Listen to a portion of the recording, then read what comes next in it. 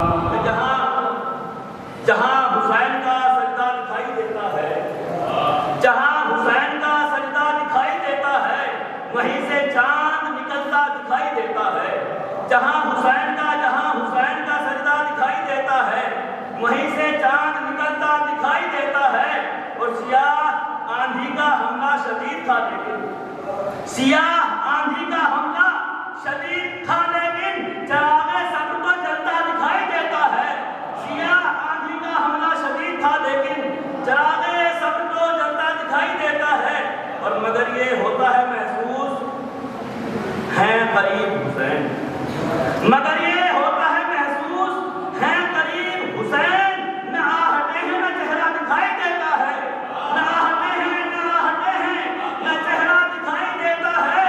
اور جہاں ہو مجلس و ماتم نہ تعزیہ داری، جہاں ہو مجلس و ماتم نہ تعزیہ داری، ہمیں وہ شہر بھی کوفہ دکھائی دیتا ہے۔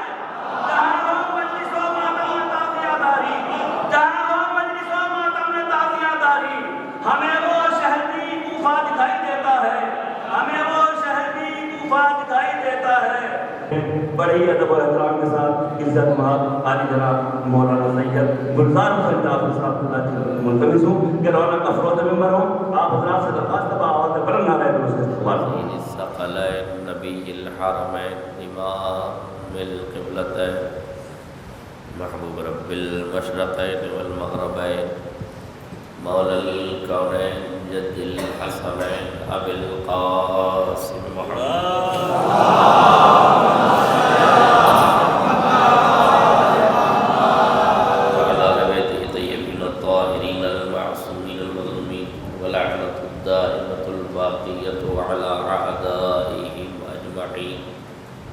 من الآن إلى قيام يوم الدين أما بعد فقد قال إمامنا الصادق عليه الصلاة والسلام أشهد أنك كنت نورا في الأصلاب الشامخة والأرحام المطهرة صلى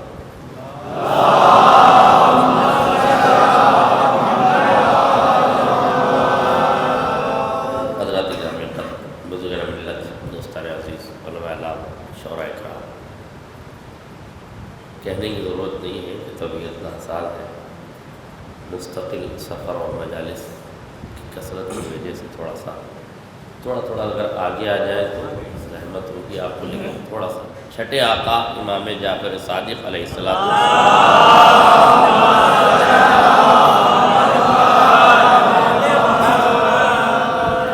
سرکار سید الشہداء کی عظمتوں کو بیان کرتے ہوئے زیارت وارثہ میں یہ فقرہ ارشاد فرماتے ہیں اشہد انکا کنت نورا فی الاصلاب الشامخہ۔ صادق علیہ محمد فرماتے ہیں کہ میں گواہی دیتا ہوں کہ بے شک آپ کا نور مکرتی ہے، بلند کام کے لیے بلند روحیں ہوتی ہیں۔ ایک شاعر گزرا ہے عربی زبان کا بہت بڑا شاعر متنبی، نام سنا ہوگا علماء کرام میں۔ متنبی کہتا، بڑا خوبصورت شعر ہے اس کا، سن لیجیے۔ متنبی کہتا ہے تعظم فی عین الصغیر صغارہا، تعظم فی عین الصغیر صغارہا، چھوٹے لوگ چھوٹے چھوٹے کاموں کو بڑا سمجھتے ہیں۔ نہیں توجہ کیا آپ نے؟ چھوٹے لوگ کام چھوٹا کرتے ہیں مگر بتاتے سماج کو بڑا ہے۔ چھوٹے لوگ چھوٹے کام کرتے ہیں مگر اس چھوٹے کام کو بڑا سمجھتے ہیں۔ وَتَصْغُرُ فِي عَيْنِ الْعَظِيمِ الْعُظَمَا، مگر جو عظیم لوگ ہوتے ہیں وہ بڑے بڑے کارنامے بھی کر جاتے ہیں تو ان کی نگاہ میں وہ کارنامے بہت چھوٹے نظر آتے ہیں، وہ کارنامے بہت چھوٹے نظر آتے ہیں۔ غور کیجئے کہ میں نے گفتگو کا آغاز کر دیا، وہ کربلا جسے رسولوں نے، نبیوں نے، ولیوں نے بڑا کارنامہ سمجھا تھا، اس کے لیے حسین نے آنگن زہرا میں گھٹنیوں چلنے والا ایک 6 مہینے کے بچے کا انتخاب کیا۔ بھائی میرا جملہ واضح ہو جاتا، ایک بچے کا انتخاب کیا کربلا کے لیے، بزرگوں کا انتخاب نہیں ہے، قبولیت کربلا کے لیے، قبولیت شہادت کے لیے حسین ابن علی نے اپنے چھوٹے سے بچے علی اصغر کا انتخاب کر کے کائنات کو بتایا۔ وہ اور لوگ ہیں جو چھوٹے کاموں کو بڑا سمجھتے ہیں، یہ میرا اصغر ہے، اتنی بڑی کربلا کو بھی بہت مختصر انداز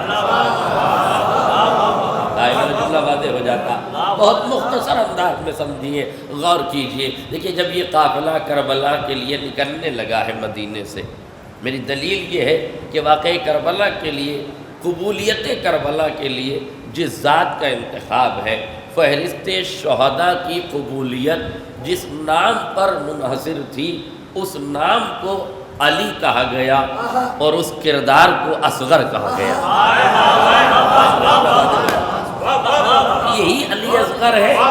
جب مدینے سے نکلنا چاہتے ہیں تو جناب صغرا کی تنہائی کو محسوس کرتے ہوئے سفر پہ نہیں جانا چاہتے، بلکہ جناب صغرا کی آغوش سے لپٹے ہیں۔ مائیں آتی ہیں، علی اصغر گود میں نہیں جاتے، بہنیں آتی ہیں، علی اصغر گود میں نہیں جاتے، بھائی آتے ہیں، علی اصغر گود میں نہیں جاتے، چچا آتے ہیں، گود میں نہیں جاتے، سب گھر والے باری باری جاتے ہیں۔ جہاں علی اصغر سب کی گودوں میں ہوبکتے تھے، اب علی اصغر صرف صغرا کی گود میں ہے اور کسی گود میں نہیں جاتے۔ تاریخ کہتی ہے آخر میں فرزند رسول نے، مولا کے بیٹے نے، یعنی رسول کے بیٹے نے اپنے بیٹے کے کان میں کچھ کہا۔ وہ بچہ جو اب تک بہن کا دامن تھامے تھا، بہن کا دامن چھوڑا، ہمک کے باپ کی آغوش میں آ گیا۔ مجھے نہیں معلوم حسین نے کیا کہا، مگر تاریخ میں اتنا ضرور ملتا ہے کہ شاید حسین ابن علی نے کہا ہو، میرے لال فہرست شہداء تیرے بغیر نامکمل ہے، یہ پوری شہادتوں کی تحریر اور لسٹ اور فہرست تیرے بغیر نامکمل ہے۔ یہ کیسے ہو سکتا ہے کہ مختصر سے علی اصغر ہیں، اتنی بڑی شہداء کی لسٹ ہے، یہ شہداء کی فہرست ایک اصغر کی وجہ سے قبولیت کیسے پائے گی؟ میرے ایک جملہ سنیے، آپ میں بہت سے حضرات ایسے ہوں گے جو سرکاری ڈپارٹمنٹ سے تعلق رکھتے ہیں۔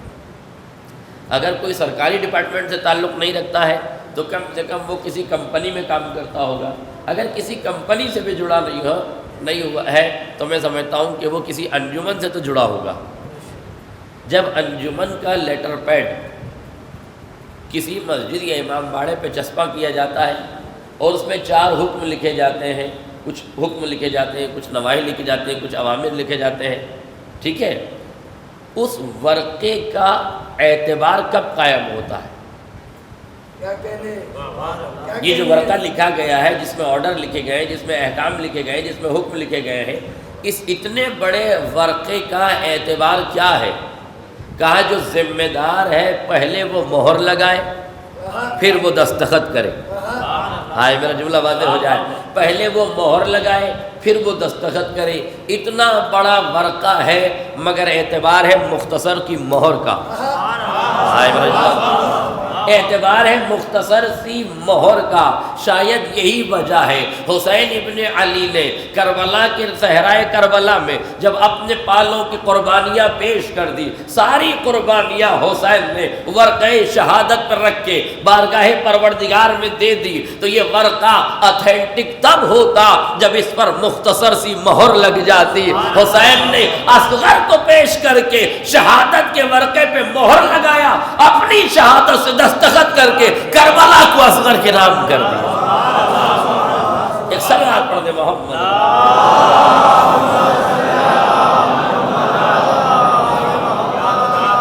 بلند روحوں کے لیے، بلند کاموں کے لیے بلند روحوں کا انتخاب کیا جاتا ہے۔ جتنا بڑا کام ہوتا ہے اتنی ہی بڑی روح کا انتخاب ہوتا ہے۔ اگر اللہ کو کسی بندے سے زمین پر گفتگو کرنا ہو، اگر اللہ کو کسی بندے سے زمین پر گفتگو کرنا ہو تو کوہ طور پر موسیٰ کو بلایا جاتا ہے، درخت میں آواز پیدا کی جاتی ہے۔ توجہ کیجئے قبلہ، درخت میں آواز پیدا کی جاتی ہے۔ کوئی پوچھے تو صحیح کہ موسیٰ سے بات کرنا تھی تو درخت میں آواز کیوں پیدا کی گئی؟ کہا جس کا معجزہ عصا ہو، سبحان اللہ، جس کا معجزہ عصا ہو اس کے لیے شجر کو وسیلہ بنایا جاتا ہے. نہیں توجہ کیا آپ نے؟ موسیٰ کو کوہ طور کے حجر پہ بلایا گیا، عصے کے معجزے کی بنیاد پر شجر کو وسیلہ تکلم بنایا گیا. یہ موسیٰ کی حد ہے کہ ان کی روح کو تکلم کے لیے بلایا تو کوہ طور کا انتخاب کیا، مگر جب روح محمد کو تکلم کے لیے بلایا تو کوہ طور نہیں جلوہ نور کا انتخاب جلوہ نور کا انتخاب کیا. کوہ طور پہ بلایا تو حجر پہ بلا کے شجر میں آواز پیدا کی، مگر جسے وادی نور میں بلایا تو کسی عام آدمی کا لہجہ نہیں لیا، نور اللہ کا لہجہ لیا، وجہ اللہ کا لہجہ لیا، لسان اللہ کا لہجہ لیا. ایک صلوات پڑھ دے محمد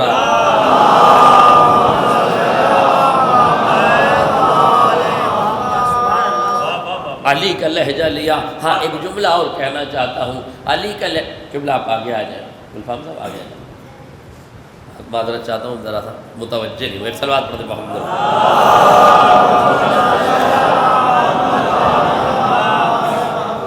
علی کا لہجہ کیوں لیا؟ قدرت نے گفتگو کرنے کے لیے مولا علی کا لہجہ کیوں لیا؟ دیکھیے ہمارے سماج میں جس سے جس کو جتنی محبت ہوتی ہے اتنا ہی وہ محبوب کی اداؤں کا خیال رکھتا ہے، اس کی پسند کا خیال رکھتا ہے، اس کے ارادوں کا خیال رکھتا ہے، اداؤں کا خیال رکھتا ہے. مجھ سے محبت کرنے والے بہت سے مومنین ہیں. جب ہم کہیں مجلس پڑھنے کے لیے جاتے ہیں تو لوگ پوچھتے ہیں مولانا آپ آ رہے ہیں ہمارے یہاں مجلس پڑھنے؟ ہم نے کہا جی آ رہے ہیں. تو کہا یہ بتائیے آپ کیا کھائیں گے؟ ہم نے کہا مطلب؟ کہ جو آپ کی پسند ہو وہ ہم آپ کے دعوت کے دسترخوان پر سجا دیں. میں نے کہا بھائی پسند کی کیا بات ہے، ہم ذکر مولا کے لیے آ رہے ہیں، نظر مولا کے لیے تھوڑی آ رہے ہیں. آئے میرا جملہ باتیں ہو جاتا ہے. آج کل معاملہ ایسا بگڑا ہوا ہے کہ ذکر مولا ضروری نہیں ہے سماج میں، نظر مولا ضروری ہے. دیکھیے نظر مولا بھی ضروری ہے، ذکر مولا بھی ضروری ہے، مگر ایک جملہ یاد رکھیے گا، یہ حسین کا کریم حسین کے کرم کا عظیم دسترخوان ہے جو دونوں غذاؤں کے لیے بچھا ہوا ہے. یہاں روح کی غذا بھی ملتی ہے، یہاں جسم کی غذا بھی ملتی ہے. جسم کی غذا کا نام نظر مولا ہے، روح کی غذا کا نام ذکر مولا ہے. جسے جسم کی غذا چاہیے وہ نظر مولا میں آئے، جسے روح کی غذا چاہیے وہ ذکر مولا میں آئے. ایک صلوات پڑھ دے محمد.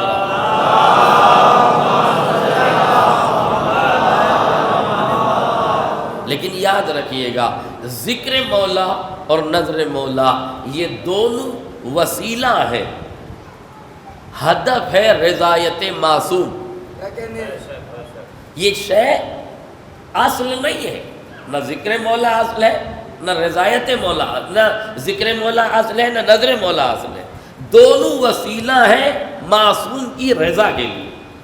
ایسا ذکر جس سے معصوم راضی ہو جائے یہ وسیلہ کامیابی تک لے جاتا ہے. دیکھیے یہ بتانا بہت ضروری ہے کہ عزاداری ہدف نہیں ہے، عزاداری وسیلہ ہے. ہدف کیا ہے؟ اللہ کی رضا، معصوم کی رضا، عصمت کا خوش ہونا. جب سماج کو ہدف اور وسیلے میں فرق نہیں معلوم ہوتا ہے تو بڑے بڑے مسائل پیدا ہوتے ہیں. میں آپ کو ایک چھوٹی سی مثال دے دوں، آپ آمادہ ہے سننے کے لیے؟ ذرا سا ممبر کی ذمہ داری ہے جس سے 1-2 منٹ میں اپنی ذمہ داری ادا کر لوں، پھر میں فضائل کی وادی میں واپس آتا ہوں. ایک نوجوان بائک لے کے گھر سے باہر نکل رہا تھا. بوڑھے باپ نے پیچھے سے ٹوک دیا، کہا بیٹا کہاں جا رہے ہو؟ ظاہر ہے 21ویں صدی کا جوان بیٹا بوڑھے باپ کے ڈانٹنے سے تیور بدل گئے. کہنے لگا آپ کو کیا کہا؟ کہا اگر جا رہے ہو تو مجھے 1 گلاس پانی پلا دو. ایک تو جاتے ہوئے بیٹے کو روکنا قیامت ہے، میں سماج کی بات کر رہا ہوں. جاتے ہوئے بیٹے کو روکنا مصیبت ہے. ایک جملہ بھی یاد رکھیے گا، بگڑا ہوا بیٹا کبھی سدھرا ہوا باپ نہیں بن سکتا. بگڑا ہوا بیٹا سدھرا ہوا باپ نہیں بن سکتا، اپنے باپ کو پریشان کرنے والا بیٹا کبھی سکھی باپ نہیں بن سکتا۔ آج اگر جوان اپنے والد کو پریشان کر رہے ہیں تو اس کی نگری میں کوئی اندھیرا نہیں ہے، انتظار کرو، جیسے تم نے اپنے باپ کو پریشان کیا ہے آنے والی نسل تمہیں پریشان کرے گی۔ اگر آج تم باپ کی عزت کرو گے تو آنے والی تمہاری عزت کرے گی۔ اب اختیار تمہارے ہاتھ میں ہے، اگر مستقبل میں عزتیں چاہتے ہو تو عزت کرو، ذلتیں چاہتے ہو تو تمہاری مرضی۔ ایک صلوات پڑھیں محمد علیہ وسلم۔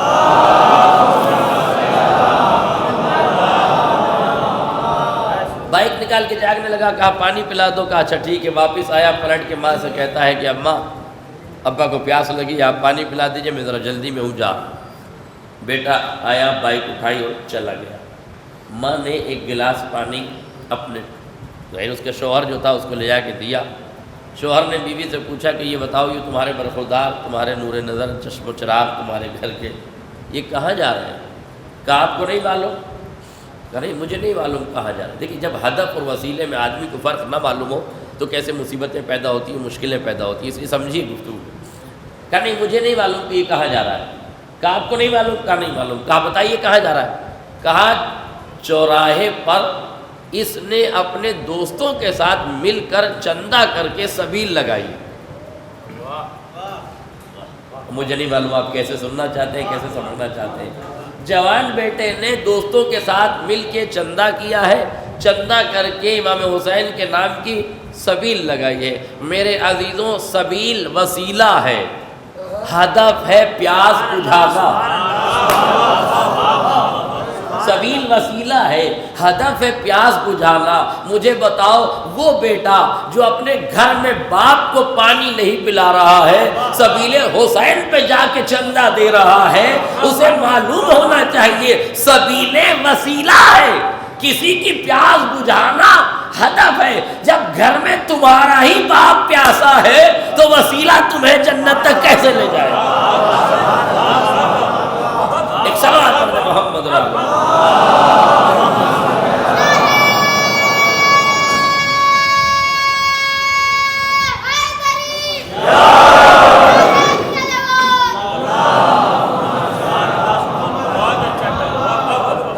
میں دراصل ذمہ داری نبھانا چاہتا تھا، میں آ گیا اس منزل پر۔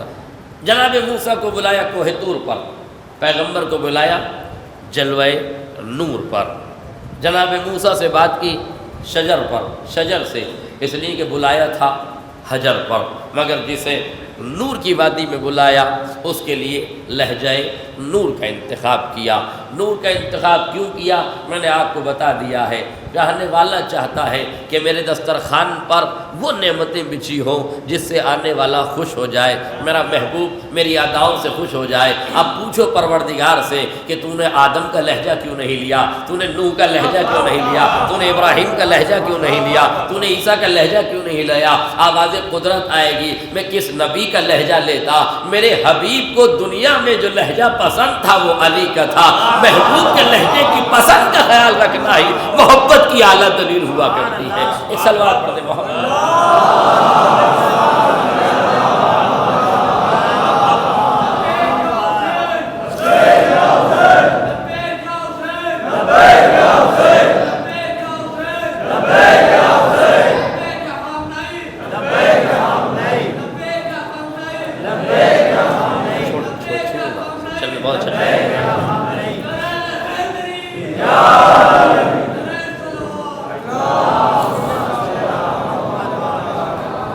بلند کاموں کے لیے میں نے عرض کیا کہ بلند روحوں کا انتخاب ہوتا ہے، بہت توجہ کیجیے گا۔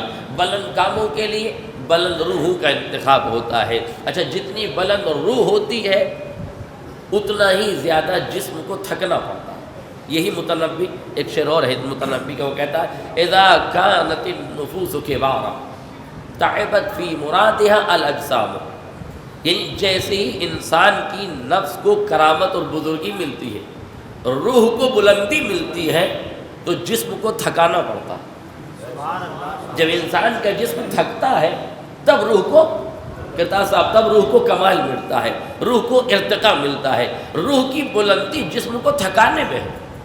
اگر آدمی ہر وقت آسائش میں آرام طلبی کرتا رہے تو اس کی روح مزمحل ہو جائے گی۔ دیکھیے توجہ سے جملہ سنیے گا، روح کو کمال حاصل کرنے کے لیے جسم کو قربانیاں دینا پڑتی ہے، جسم کو تھکنا پڑتا ہے، جسم کو پریشانیاں سہنا پڑتی ہے، جسم کو مصیبتوں سے دوچار ہونا پڑتا ہے۔ لفظ میں آپ کے سماعتوں تک پہنچانا چاہتا ہوں، یوں ہی کوئی ریگزار کربلا میں علمدار نہیں بنتا، وفادار نہیں بنتا، وفاشیار نہیں بنتا۔ جسم کو بازو کٹانے پڑتے ہیں تب عباس کو وفاؤں کا پیغمبر کہا جاتا ہے، تب وفاؤں کا پیغمبر کہا جاتا ہے۔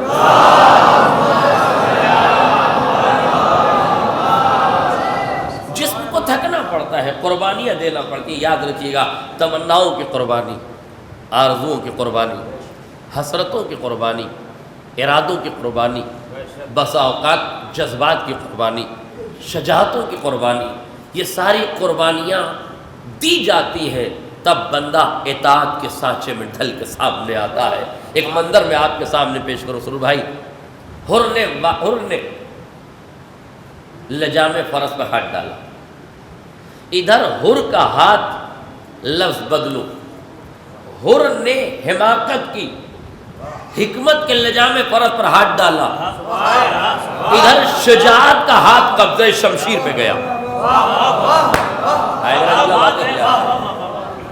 شجاعت کا ہاتھ قبضہ شمشیر پر گیا، ادھر حکمت نے شجاعت کی آنکھوں میں آنکھیں ڈالی۔ شجاعت حکمت کا اشارہ سمجھی اور ایک مرتبہ ہاتھ قبضہ شمشیر پر ہے۔ شجاعت کہتی ہے شیر تلوار نکال، حر کے دو ٹکڑے کر دے۔ طاقت کہتی ہے شیر تلوار نکال، حر کے دو ٹکڑے کر دے۔ خاندان کے لہو کا اثر کہتا ہے شیر تلوار نکال، حر کے دو ٹکڑے کر دے۔ جذبات کہتے ہیں تلوار نکال، حسرتیں کہتی ہیں تلوار نکال، خواہشیں کہتی ہیں تلوار نکال، تمنائیں کہتی ہیں تلوار نکال۔ باپ کی رگوں کے لہو کا اثر کہتا ہے تلوار نکال، ماں کے شیر کا اثر کہتا ہے تلوار نکال، عباس کا علم کہتا ہے تلوار نکال، عباس کا اجتہاد کہتا ہے تلوار نکال، عباس کا کمال شجاعت کہتا ہے تلوار نکال، عباس کی امیدیں کہتی ہے تلوار نکال۔ چاروں طرف جذبات گھیرے ہوئے ہیں۔ حد یہ ہے جسم کی قوت، وہ بازوؤں کی ابھری ہوئی مچھلیاں بھی کہہ رہی تھی شیر شمشیر بکر ہو جا، حر کے دو حصے کر دے، مگر اللہ اکبر عباس ہے اطاعت کے سانچے میں ڈھلے ہوئے ہیں، قبضہ شمشیر پر ہاتھ ہے مگر ابھی قبضہ شمشیر پر ہاتھ ہے۔ تلوار نیام سے باہر نہیں آتی، مولا کیوں باہر نہیں آتی، کیوں نہیں نکالتے؟ اجتہاد کیجئے، علم دکھائیے، طاقت دکھائیے، قوت دکھائیے، جذبات دکھائیے۔ کا جملہ سنیے، جذبات دکھائیے۔ کہا میرے جوانوں یاد رکھنا، جب کسی کا مرجع وقت موجود ہو تو اپنے سے آگے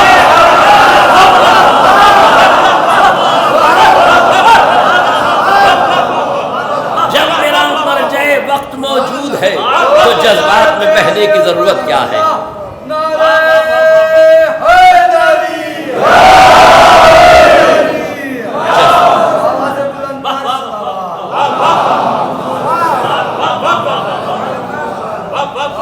جب میرا مرجع وقت موجود ہے، توجہ کیجئے گا، جب میرا مرجع وقت موجود ہے مجھے جذبات دکھانے کی کیا ضرورت ہے، مجھے جوش دکھانے کی کیا ضرورت ہے؟ مولا تو کس انتظار میں ہے؟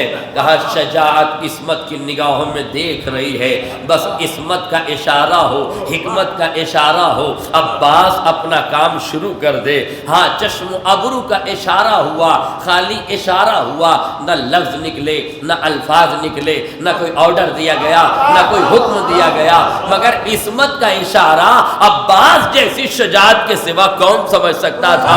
قبضہ شمشیر سے ہاتھ ہٹایا، تنہا قبضہ شمشیر سے ہاتھ ہٹا دیا، تلوار نہیں نکلی۔ پڑھ لینا بہت آسان ہے، سن لینا بہت آسان ہے، مگر وادی احساس میں قدم رکھ کے اپنے آپ کو جوش کے اس مرحلے پر رکھ کے ہوش کا مظاہرہ کر کے دیکھیے، تب پتا چلے گا۔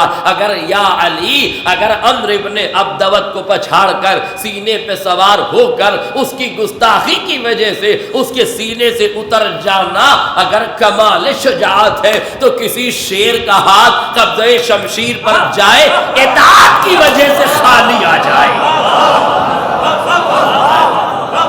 اطاعت کی وجہ سے خالی آ جائے۔ یہ کوئی کم مرحلہ نہیں ہے، یہ کوئی آسان مرحلہ نہیں ہے۔ مولا تلوار کیوں نہیں نکالتے؟ کہ میں اپنے مرجع کے اشارے پر ہوں، میں اپنے مرجع کے اشارے پر ہوں، میں اپنے امام کے اشارے پر ہوں۔ امام نے اشارہ کیا، کیا کیا؟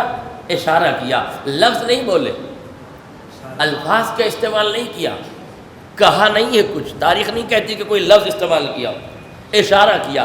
اس کا مطلب یہ ہے کمال اطاعت یہ ہے کہ کبھی حکم دیا جائے تو اسے سمجھو، کبھی اشارہ دیا جائے تو اسے سمجھو۔ جب حکم ہو تو سرتابی نہیں، جب اشارہ ہو تو حماقت نہیں۔ میرا جملہ واضح ہو جاتا۔ میں ایک میسج کنوے کرتا چلوں۔ آج کل واٹس ایپ کھیلنے والی قوم، فیس بک کھیلنے والے لوگ جن کا کوئی کام نہیں، دن بھر ہر وقت گروپ بازی واٹس ایپ اور اس پہ لگے ہوئے ہیں۔ آج وہاں سے ایک عجیب و غریب نعرے، عجیب و غریب اعلانات نکلے، ہم نے فلانے پر لعنت کرنے کا ارادہ کیا ہے، ہم نے 50,000 بار لعنت کرنا ہے، ان 3 آدمیوں پر ہمیں لعنت کرنا ہے، آپ بھی اپنی لعنت لکھ کر آگے بڑھا دیں۔ یہ میسج آتا ہے کہ نہیں آتا ہے؟ آتا ہے نہیں آتا؟ بتائیے آپ، آیا ہوگا نا آپ کے پاس، کئی بار آیا ہوگا یہ لعنت۔ اچھا اب مجبور ہے آدمی، سوچتا ہے لعنت نہیں بھیجوں گا تو لوگ کہیں گے حلالی نہیں ہے، اور لعنت بھیجوں گا تو بڑی مصیبت ہے کہ یہ مسئلہ آگے جائے گا۔ دیکھیے جب بھی کبھی آپ کو واٹس ایپ پر، فیس بک پر، ٹویٹر پر، جہاں بھی آپ کو ایسا میسج ملے، میری طرف متوجہ، ایسا میسج ملے جس میں نام لکھے ہوں لعنت کرنے کے لیے، تو اس میسج کو زیارت عاشورہ کے برابر رکھ کے دیکھنا۔ زیارت عاشورہ کے برابر رکھ کے دیکھنا، اور اس زیارت پر عمل کرنا۔ جن کا نام معصوم نے لیا ہے ان پہ تم نام سے لعنت کرنا، جن کے نام معصوم نے نہیں لیے ہیں ان پہ تم اشارے سے لعنت۔ نہیں، میرے سے غور نہیں کیا آپ نے۔ جس کا معصوم نے نام لیا ہے اس کا نام لینا۔ کس کا نام لیا؟ لعن اللہ الشمرا، لعن اللہ ابن زیاد، لعن اللہ ابن مرجانہ، لعن اللہ آل سفیان، لعن اللہ آل مروان۔ نام لیا ہے کہ نہیں لیا؟ آل مروان کا نام لیا، آل سفیان کا نام لیا، ابن مرجانہ کا نام لیا، یزید کا نام لیا، شمر کا نام لیا۔ تو جس کا نام لیا ہے تمہیں اختیار ہے اس کا نام لے کے لعنت کرو، مگر جس کا نام نہیں لیا، خالی اشارہ کیا، اولاً ثانیاً ثالثاً رابعاً، تو جب عصمت نام نہیں لیتی تو تم کیوں نام لے رہے ہو؟ لعنت ہے عبادت، اسے سیاست نہ بناؤ۔ ملنگیت میسج بھیجے تو کبھی لعنت نہ کرنا، مرجعیت اشارہ کرے تو فوراً لعنت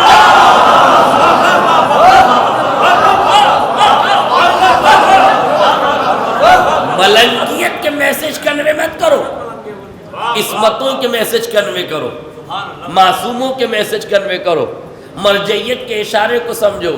کیا ہمارے چھٹے امام نام بنام لعنت نہیں کر سکتے تھے؟ کر سکتے تھے کہ نہیں؟ وہ زمانہ تقیے کا بھی نہیں تھا۔ اب ایک جملہ کہوں گا، غور کیجئے گا اور یہیں تک جملہ محسوس کیجئے گا۔ جن لوگوں کو امام نے، جن ناجائز ناموں کو امام نے لینا جائز نہ سمجھا، انہیں تم کیوں لے رہے ہو؟ بھئی جن کا نام امام نے نہیں لیا ان کا نام تم کیوں لے رہے ہو؟ تم امام سے زیادہ جانتے ہو؟ تم امام سے زیادہ جانتے ہو؟ جس کا نام امام نے لیا. اچھا اب ایک ٹرن سرور بھائی اور چلا ہے. یزید پہ لعنت، پھر لکھا اس کے باپ پہ لعنت، پھر لکھا اس کے باپ پہ لعنت، پھر لکھا اس کے باپ پہ لعنت. تینوں چاروں کے باپوں کے نام بتا دی. پتہ نہیں اس ملنگیت کو علم کہاں سے ہوتا ہے. ان کے نام تو، ان کے باپوں کے نام تو ان کی ماؤں کو بھی نہیں معلوم تھے.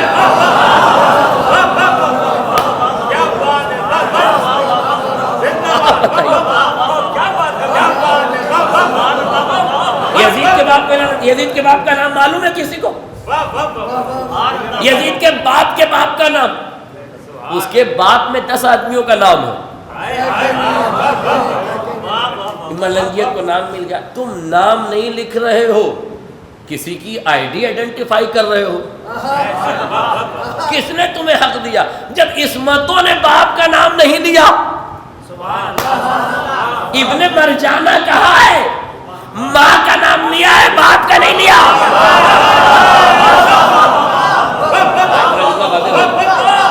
ابن مرجانہ کہا ہے نا باپ کا نام لیا.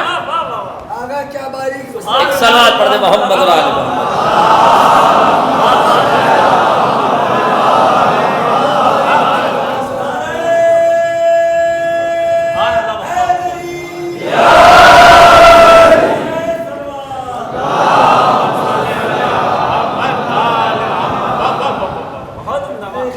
اطاعت کے تقاضے یہ ہے، توجہ، اطاعت کے تقاضے یہ ہے کہ معصوم کا حکم تو حکم ہے، اشارہ بھی سمجھنے کی کوشش کرو.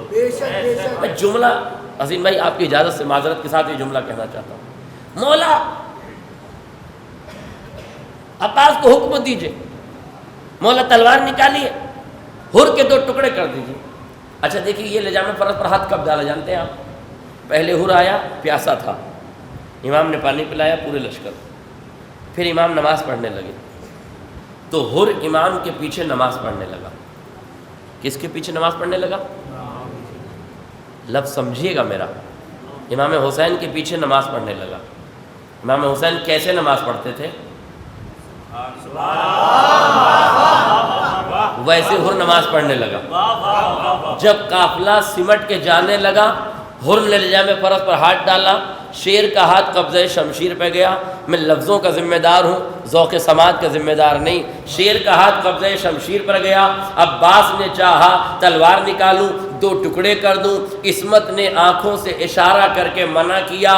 عباس اس پر ہاتھ اٹھانے کی ضرورت نہیں ہے، اس لیے کہ یہ ہاتھ کھول کے ہمارے ساتھ آ گیا. آج میرا جملہ بات کر رہا ہے.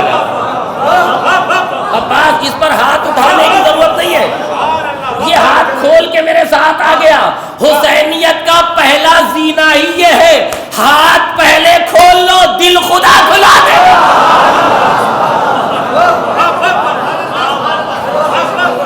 حسینیت کا پہلا زینہ یہ ہے. پہلے ہاتھ کھول کے حسین کے پیچھے نماز پڑھی. عباس نے کہا اسے تلوار سے مارنے کی ضرورت نہیں ہے. جب حسین کے پیچھے ہاتھ کھول کے آ گیا،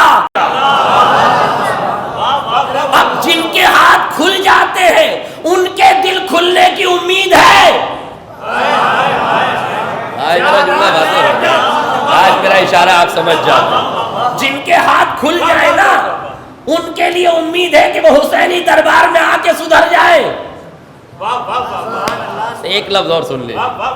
مولا عباس کو حکم دیجئے تلوار نکالے مولا اور اس کا خاتمہ کر دے. کہ نہیں، ہر کو پہچانو. ہر کس کا غلام؟ یزید کا. کس کمپنی سے تنخواہ لیتا تھا؟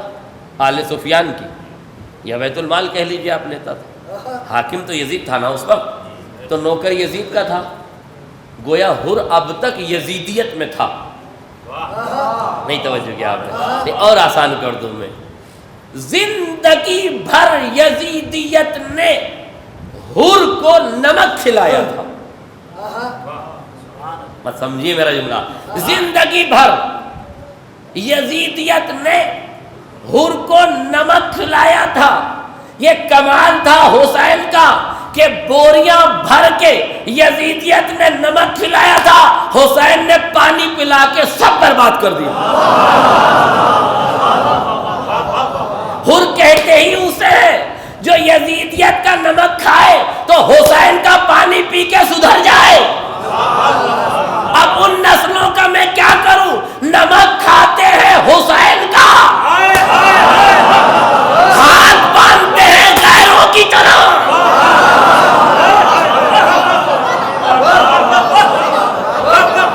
صلوات پڑھ محمد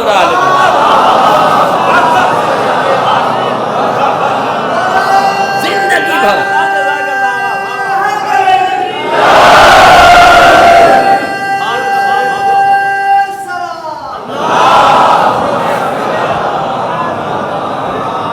میرے جوانوں ہاتھ جوڑ کے کہہ رہا ہوں, یہ طنز نہیں ہے, یہ لمحہ فکریہ ہے.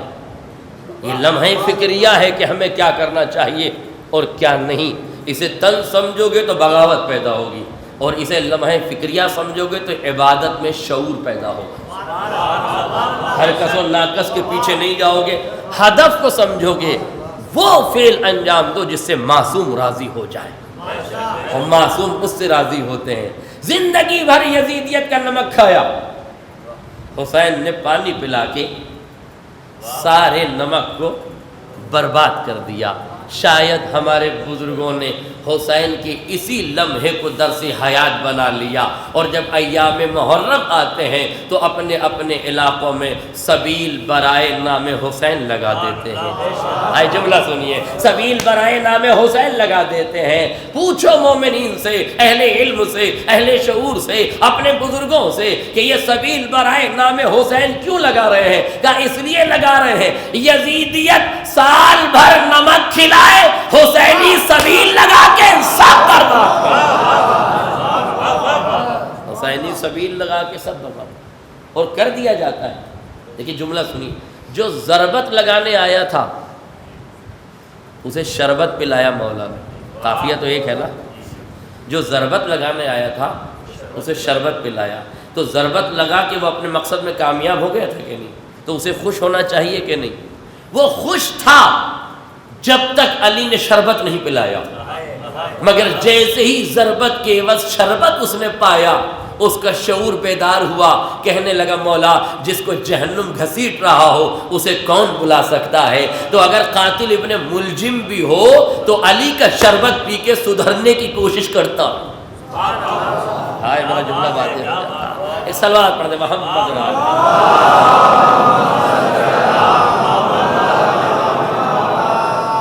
مولا حکم دیجئے, توجہ ہے آپ کی, مولا حکم دیجئے, تلوار نکالیے, سر و تن میں جدائی کیجئے, قصہ تمام کیجئے. مگر کیا ہوا؟ آنکھوں آنکھوں میں, توجہ سے جملہ سنی, آنکھوں آنکھوں میں اشارہ ہوا.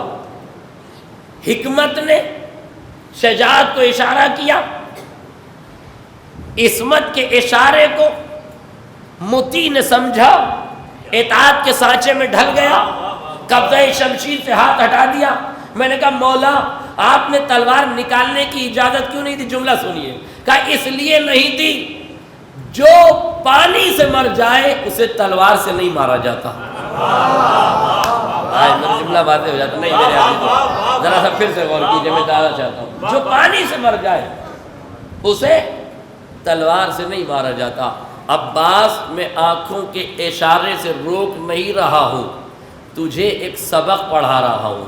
عصمت کا کمال یہ ہے کہ ہر لمحے حکمت کے سانچے میں ڈھل کے جوش میں آنے والے بہادر کو بھی جوش کے وقت ہوش دکھا کے درس دینا کربلا کا طرح امتحان ہے.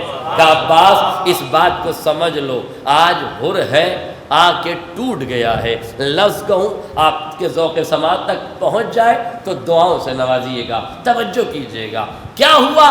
مولا کیا درس دینا چاہتے ہیں؟ کہا درس یہ دینا چاہتا ہوں عباس اس مرحلے کو دیکھ لو, سمجھ لو، پہچان لو، درک کر لو، اس بات کا احساس کر لو، آج تشنگی نے سیرابی کے قدموں پہ دم توڑ دیا ہے۔ آئے میرا جملہ واضح ہو جائے۔ آج تشنگی نے پیاس کہتے ہیں، تشنگی کسے کہتے ہیں؟ پیاس۔ آج پیاس نے پانی کے قدموں پہ دم توڑ دیا۔ آسان کر رہا ہوں میں اپنے نوجوانوں کے لیے، ورنہ ضرورت نہیں تھی اس لفظ کے لیے۔ آج پیاس نے پانی کے قدموں پہ دم توڑ دیا، تشنگی سیرابی کے قدموں میں ٹوٹ گئی۔ اب بات یہ سبق پڑھ لو کہ کبھی کبھی تشنگی سیرابی کے قدموں میں دم توڑ دیتی ہے۔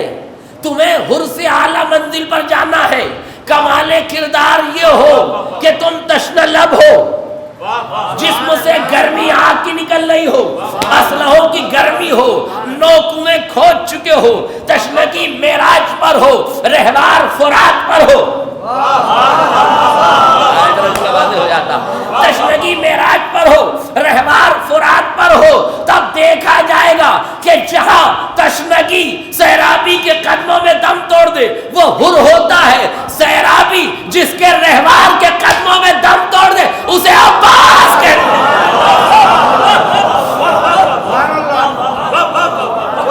رہوار کو پانی میں اتارا، رہوار کو پانی میں اتارا، سیرابی کو ایک تشنہ لب نے شکست دی۔ آئے میرا جملہ واضح ہو جاتا۔ سیرابی کو ایک تشنہ لب نے شکست دی، چلو میں پانی لیا، پانی لے کے فرات کے منہ پہ مارا۔ مولا پانی لیا کیوں؟ فرات کے منہ پہ کیوں مارا؟ کہا تشنگی کو معراج تبھی ملے گی جب چلو بھر پانی میں فرات کو ڈبو دیا جائے۔ آئے میرا جملہ واضح ہو جائے۔ تشنگی کی معراج یہ ہے، عباس اپنے چلو میں پانی کو ڈبو دے گا، فرات کو ڈبو دے گا۔ مولا کیوں؟ کہ تب کائنات کو پتا چلے گا ایک تشنہ لب نے پانی کا ایسا پانی اتارا کہ قیامت تک پانی عباس کے قدموں کا طواف۔ ایک صلوات پڑھ دے محمد علیہ۔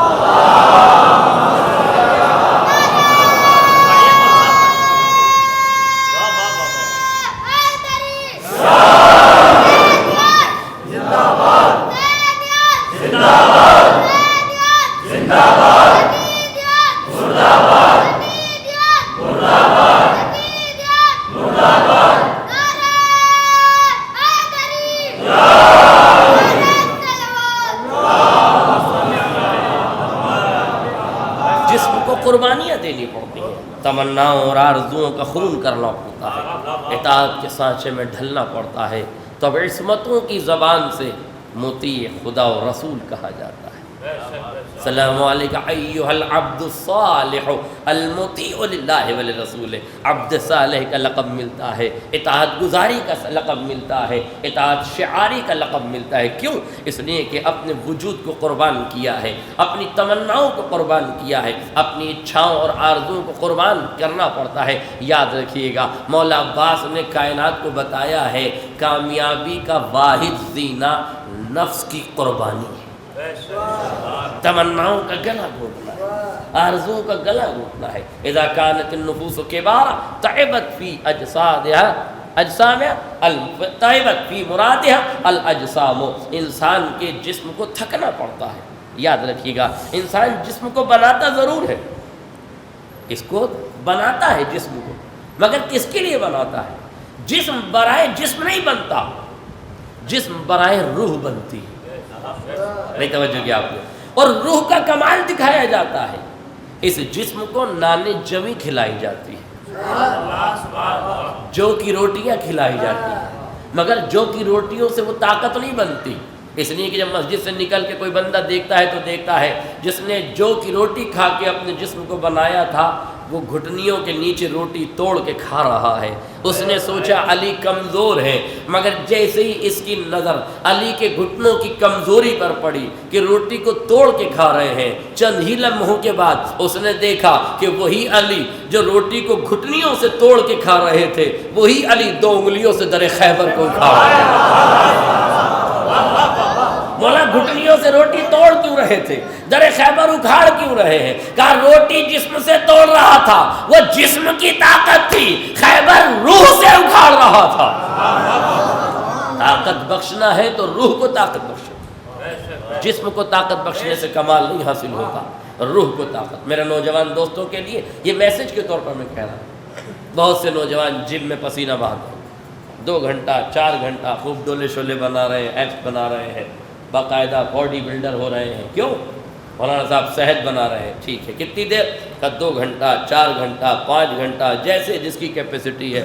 مارننگ واک ہو رہی ہے، ایوننگ واک ہو رہی ہے، کسرت ہو رہی ہے، ورزش کی جا رہی ہے، دوڑ لگائی جا رہی ہے، مستقل طور سے کچھ نہ کچھ ہمارے سماج میں کرتے دکھائی دے رہے ہیں۔ کیوں کر رہے ہیں آپ؟ کہ جسم کے بنانے کی، ہے نا، جسم میں قوت پیدا ہو جائے، جسم بن جائے۔ ضرور بناؤ جسم، مجھے جسم کے بنانے سے انکار نہیں ہے، جسم بناؤ، مگر یاد رکھنا 2 گھنٹہ جم میں پسینہ بہا کے جسم بنا رہے ہو تو یہ جملہ یاد رکھنا، یہ جسم جس کے لیے اتنی محنت کر رہے ہو نا، ایک دن مٹی میں دب جائے گا اور یہ جسم فنا کے گھاٹ اتر جائے گا۔ جم جاؤ 2 گھنٹے کے لیے، کوئی مشکل نہیں ہے، مگر 2 گھنٹے جس جسم پر محنت کرو گے، ایک دن وہ جسم مٹی میں مل کے ختم ہو جائے گا۔ اگر محنت ہی کرنا ہے تو کم سے کم 17 منٹ،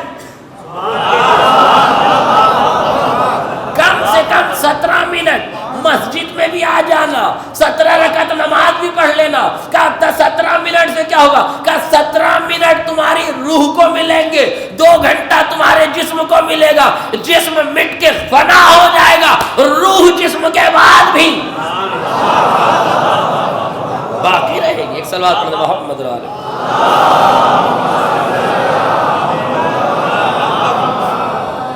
موت کی حقیقت سے تمہیں آشنا ہونا ہے تو یاد رکھنا، جن روحوں کا انتخاب فرزند رسول نے کیا وہ بڑی بزرگ روح ہیں۔ ہو سکتا ہے آپ کو روح بچے کی دکھائی دے، مگر یہ بچے کی روح نہیں ہے، اس بچے میں روح جوان ہے۔ اسی لیے فرزند رسول نے کربلا کے تپتے ہوئے ریگزار پہ میں اپنے 13 برس کے بھتیجے سے پوچھا، کیف الموت عندک، تیرے نزدیک موت کیسی ہے؟ کیا جواب دیا؟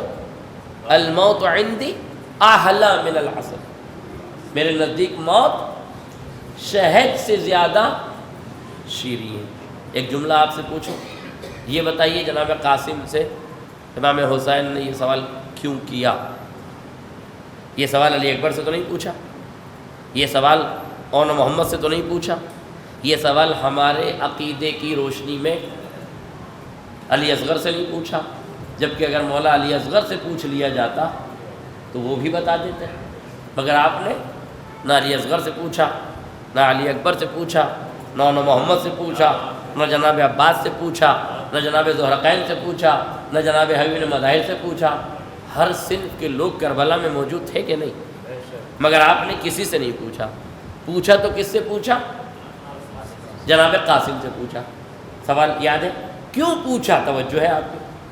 دیکھیے، بنی امیہ کے نمک خاروں نے، بنی امیہ کے نمک خاروں نے تاریخ میں یہ جملے لکھ دیے تھے کہ نعوذ باللہ امام حسن نے ڈر کے صلح کر لی تھی۔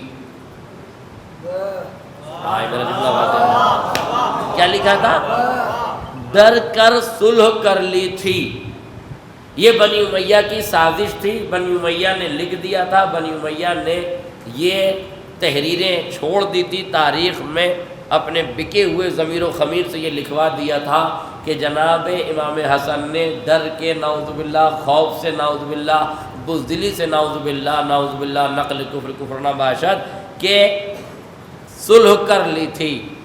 جناب قاسم سے امام حسین نے اسی لیے پوچھا کہ اگر کسی بزدل باپ کا بیٹا ہوتا تو موت سے جان چرا لیتا، شجاع باپ کا بیٹا تھا، آنکھوں میں آنکھیں ڈال کے کہنے لگا الموت عندی احلی من العسل۔ یہ قاسم جواب نہیں دے رہا ہے، الولد سر لابی، بیٹا اپنے باپ کی شجاعتوں کا ترجمان ہوتا ہے، صفات حمیدہ کا ترجمان ہوتا ہے، لب قاسم کے ہل رہے ہیں، شجاعت حسن کی بیان ہو،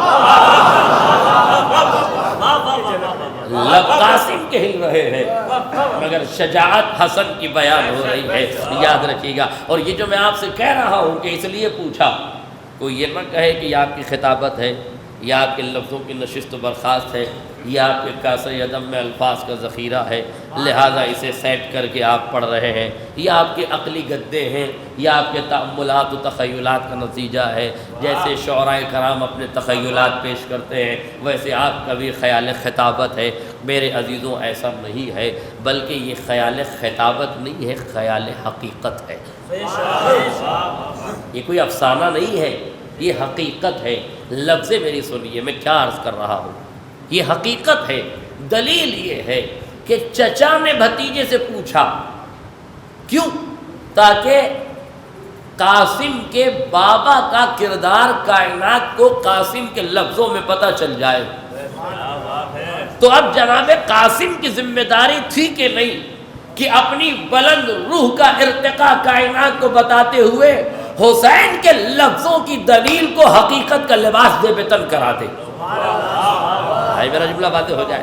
ذمہ داری تھی کہ نہیں؟ جناب قاسم کی ذمہ داری تھی، اسی لیے جناب قاسم نے اپنی ذمہ داری کو نبھایا۔ جناب قاسم میدان جہاد میں پہنچے۔ کربلا میں فوجیں کہاں کی تھی؟ کہاں کی فوجیں تھی؟ کربلا میں کہاں کی فوجیں تھی؟ کوفے کی۔ کہاں کی فوجیں تھی؟ کوفے کی۔ ایک جملہ یاد رکھیے گا، شام کی فوجیں نہیں تھی۔ کہاں کی نہیں تھی؟ شام کی بالکل نہیں۔ اگر آپ کہتے ہیں مرثیوں میں ارزق شامی کا نام آیا ہے، یہ ارزق شامی یمن کا رہنے والا تھا۔ یمن میں ایک علاقہ ہے شام، یہ وہاں کا تھا اور کوفے میں رہتا تھا، اور اس وقت ساتھ آیا تھا۔ شام سے فوج نہیں آئی تھی۔ کیوں نہیں آئی تھی؟ میں شام والوں کی وکالت نہیں کر رہا ہوں، اس لیے کہ وقت نہیں تھا، وقت نہیں تھا۔ شام سے فوجیں آتی تو کربلا 10 محرم کو نہیں ہوتی، 10 ربیع الاول کو ہوتی، اس لیے کہ کم سے کم 2 مہینہ یا 1 مہینہ کم سے کم فوجوں کو آنے میں لگتا، وقت لگتا، اس لیے شام سے فوجیں نہیں۔ اور یہ جملہ یاد رکھیے گا، میرا سمجھنے کے لیے کافی اشارہ اگر سمجھ جائے میرے نوجوان اس جملے کو۔ فوج کوفے کی تھی، شام کی نہیں تھی۔ اس کا مطلب یہ کہ قتل حسین میں وہ جاہل شامل نہیں تھے جنہیں اونٹ اور اونٹنی میں تمیز نہیں تھی، وہ پڑھے لکھے لوگ شامل تھے جو حسین کو جانتے تھے پر پہچانتے نہیں تھے۔ آئے میرا جملہ واضح ہو جائے۔ جو حسین کو جانتے تھے پر پہچانتے نہیں تھے۔ جاننے اور پہچاننے کا فرق 2 لفظوں میں سمجھ لو۔ جو پہچانتے ہیں ان کے ہاتھ کھلے ہوتے ہیں، جو جانتے ہیں ان کے ہاتھ بندھے ہوتے ہیں۔ آئے میرا جملہ واضح ہو جائے۔ قتل حسین کی سازش میں جاہل شامل نہیں تھے، پڑھے لکھے لوگ شامل تھے۔ اس کا مطلب یہ دشمن حسین خالی جاہل نہیں ہوتا، کبھی کبھی پڑھے لکھے بھی دشمن ہو جاتے ہیں۔ صحیح کتابوں میں جا کے پڑھیے تو بڑے بڑے پڑھے لکھے آپ کو نظر آئیں گے کہ جو قتل حسین کا فتویٰ دے رہے تھے، یہ جو مفتی ہاتھ باندھ کے قلم کھول رہا تھا،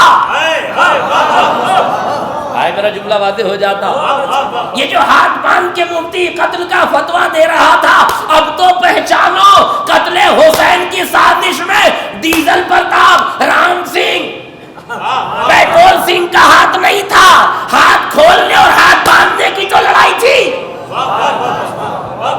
ارے کربلا لڑائی ولایت اور خلافت ہی کی تو تھی۔ کربلا میں لڑائی خلافت اور ولایت کی تھی۔ ولایت غدیر سے چلی تھی، خلافت ثقیفہ سے چلی تھی۔ کربلا میں لڑائی ہی غدیر اور ثقیفہ کی تھی۔ اب تمہاری مرضی ہے کہ غدیریوں کو عزت دو گے یا ثقیفائیوں کو عزت۔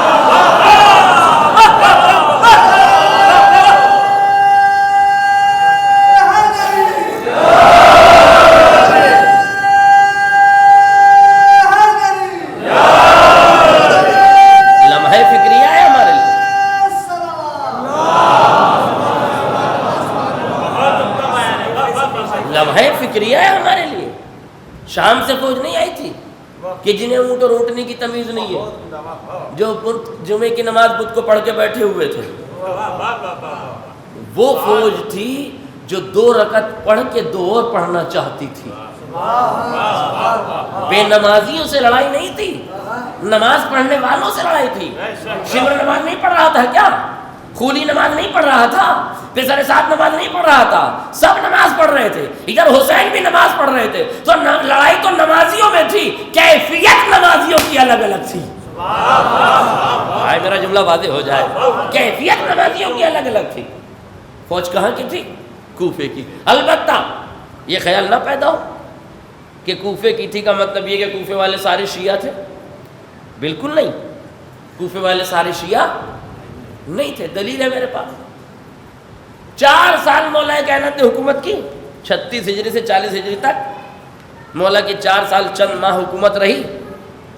اس حکومت کے دوران امام کی حکومت، میں اب لفظ کہہ رہا ہوں معذرت کے ساتھ، امام کی حکومت کوفے میں تراویح کو بند نہیں کر پائی۔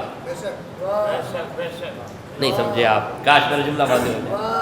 کوفے میں تراویح کو امام بند نہیں کر پائے حالات کی وجہ سے۔ امام نے آرڈر دیا کہ تراویح نہیں ہوگی جماعت سے، مگر لوگ علی کے دروازے پر ہڑتال کرنے آ گئے، بھوک ہڑتال، واہ سنت فلاں، واہ سنت فلاں، واہ سنت فلاں۔ تو مجھے یہ بتاؤ کہ کوفے میں وہ کون سے شیعہ تھے جو تراویح پڑھنے پہ مرے جا رہے تھے؟ یہ شیعہ تھے، اور اگر ایسے شیعہ ہیں جو تراویح پہ مرے جا رہے ہیں تو پھر ان پر ہمارا سلام ہو۔ اس لیے یاد رکھیے گا، ذکر آل محمد، کیا کہہ رہے تھے آپ ابھی؟ وہابیت سے نکلنا آسان ہے، تراویت سے نکلنا مشکل ہے۔ ہاں، آپ تک جو لوگ آئے اگر وہ وہابیت سے نکل بھی آئے تو تراویت سے بھی نکالیے، تب آپ کے معیار پہ پورے پورے اتریں گے، تب آپ کے معیار پہ پورے پورے اتریں گے۔ غور کیا آپ نے؟ کوفے والے شیعہ نہیں تھے، سب کے سب شیعہ نہیں تھے، ہاں تھے چند چاہنے والے ماننے والے، مگر قتل حسین میں جو شامل تھے وہ شیعہ نہیں تھے۔ کیوں نہیں تھے شیعہ؟ کیا انہوں نے جناب مسلم کی بیعت نہیں کی تھی؟ کہتا صاحب پھنسا دیا میں نے موقع پہ لا کے۔ کوفے والوں نے بیعت کی تھی جناب مسلم کی؟ نہیں کی تھی بیعت، مگر بیعت توڑی تھی کہ نہیں؟ بیعت کرنے سے شیعہ نہیں ہوتا، بیعت پہ مرنے سے شیعہ ہوتا۔ نہیں میرے عزیزو، شاید ابھی میرے دوست متوجہ نہیں ہوئے، نوجوان، آخری فرد تک اس جملے پہ توجہ چاہتا ہوں۔ بیعت کرنے سے کوئی شیعہ اگر ہو جائے تو جن لوگوں نے غدیر کے چلچلاتے ہوئے میدان میں علی کی بیعت کی تھی، بیدار ہوئی ہے؟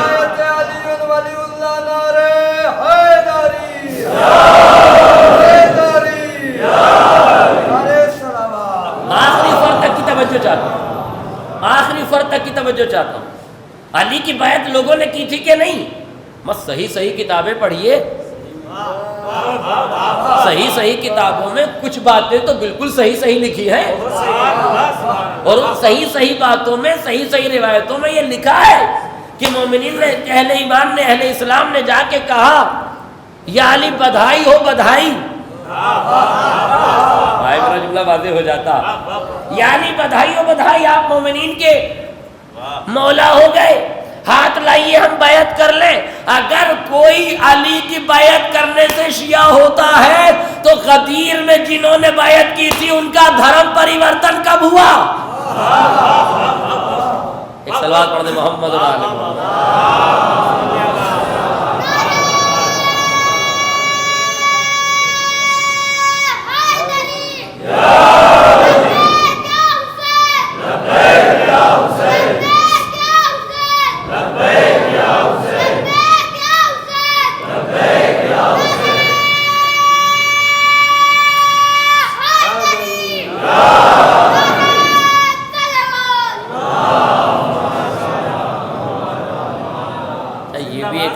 یہ بھی ایک عجیب المیہ ہے ہماری قوم کا کہ اسے ہمارے منہ سے تبرہ اچھا نہیں لگتا، جن پر تبرہ ہوتا ہے ان کے منہ سے اچھا لگتا ہے۔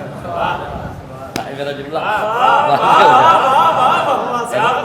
ہم تو عبادت کر رہے ہیں. اور تبرے کا مطلب میرے سمجھ میں جو آیا میں آپ کو ایک لفظ میں پہنچانا چاہوں گا.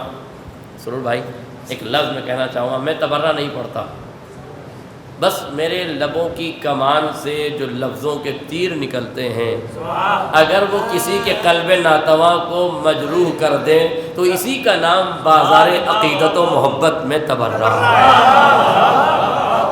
اسی کا نام تبرے کے کوئی سینگ تھوڑی ہوتے ہیں. لفظوں کا اثر اگر ہو جائے تو یہ کافی ہے. فوج کہاں کی تھی؟ بس میں آخری مرحلے کی طرف جا رہا ہوں. فوج کہاں کی تھی؟ کوفے کی تھی. ایک جملہ مجھے اور بتا دیجیے, بات ختم ہو جائے. فوج کہاں کی تھی؟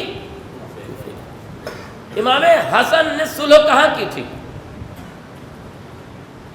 دیکھیے اگر میری عمر 40 سال ہے مثلا اور 15 سال میں بالغ ہوا تھا, ہوش کے میں نے ناخن لیے تھے, اور اب تک میں 25 سال مجلسیں سن چکا ہوں, تو کم سے کم مجھے اتنا تو کانفیڈنس ہونا چاہیے 25 سال مجلسیں سننے کے بعد اتنا تو ہمارے علم میں ہونا چاہیے کہ صلح کہاں ہوئی تھی, فوجیں کہاں کی تھی.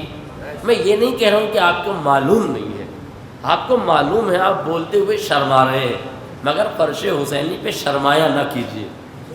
اگر معلوم ہے تو بولا کیجیے تاکہ ذاکر کا دل بڑھے گا, آپ کے علم میں اضافہ ہوگا. یہ ممبر ادھم مچوانے کے لیے تھوڑی ہے, شور مچانے کے لیے نہیں ہے, شعور بیدار کرنے کے لیے. اور شعور میں اور شور میں ایک عین ہی کا فرق ہے. غدیر کی عین جہاں ہے وہاں شعور ہے, جس سقیفہ میں عین کھو گئی ہے وہاں خالی شور ہے. آج میرا جملہ واضح ہو جاتا ہے. اور کوئی یہ نہ کہے کہ ہمارے پاس بھی عین ہے, تمہارے پاس بھی عین ہے, دونوں عین برابر ہے. میں نے سنا تھا کہ آپ تبرہ بڑا اچھا سنتے ہیں, حالانکہ مجھے ہمارے کردار صاحب کہہ رہے تھے کہ نہیں آپ تبرہ نہ پڑے گا, آپ کے منہ سے تبرہ نہیں اچھا لگتا, آپ اپنا وہی علمی معیار باقی رکھیے. مگر میں نوجوانوں کی دوستی میں محبت میں یہ جملہ کہہ رہا ہوں. کسی نے قیس زنگی پوری سے کہا کہ حضور آپ کے یہاں بھی عین ہے, ہمارے یہاں بھی عین ہے. میں تھوڑا سا احتیاط لفظی کرنا چاہوں گا. حضور آپ کے یہاں بھی عین ہے, ہمارے یہاں بھی عین ہے. میری آنکھ آپ کی آنکھ, کیا دونوں آنکھیں برابر نہیں ہے؟ کیا میری عین اور آپ کی عین برابر نہیں ہے؟ انہوں نے مسکرا کے کہا کہ دونوں عین کیسے برابر ہو سکتی ہے؟ کہا فرق کیا ہے؟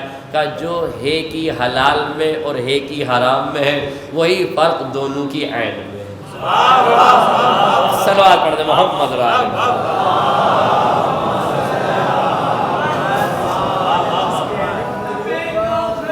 کوفے میں جوش سے لگائیے, جوش سے.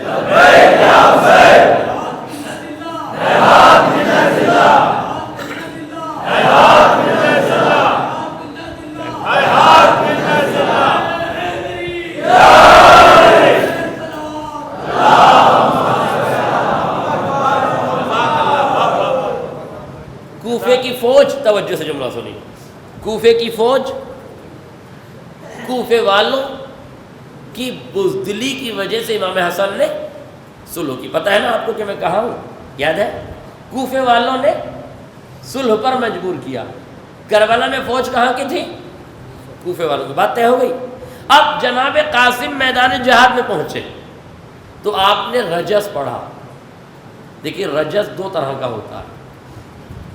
جب آپ سرور بھائی سے معذرت چاہتا ہوں, یہ دوسروں کی بات ہے. رجس دو طرح کا ہوتا ہے.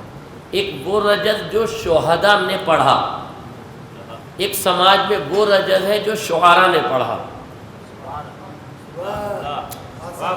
شعراء کا پڑھا ہوا رجس اور ہے, شہداء کا پڑھا ہوا رجس اور ہے. نہیں آپ سمجھے, میں دلیل دے دوں میرے عزیزو, یاد رکھیے. عباس کا جو رجس ہے اس کا ایک شعر سن لیجیے. انی انا العباس ذو التودد نجلو علی المرتضی المعید. میں عباس مہر و وفا کا پیکر و محور. میں عباس علی کا بیٹا جس کی تائید جبریل و امین نے کی. توجہ, کیا کہا جناب عباس نے؟ میں مہر و محبت کا پیکر.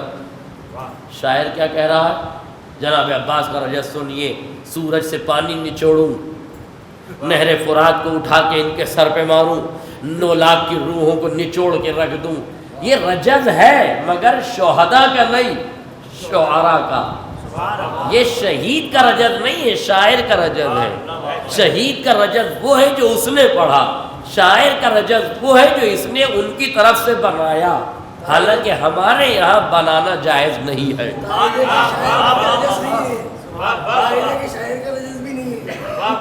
قاعدے کے شاعر کا بھی ہے، شاعروں کی وکالت کرنا وکیل صاحب بھی ہے اور شاعر بھی ہے، تو دونوں حق ان کو پراپت ہے. ایک صلوات پڑھ دے محمد رسول اللہ.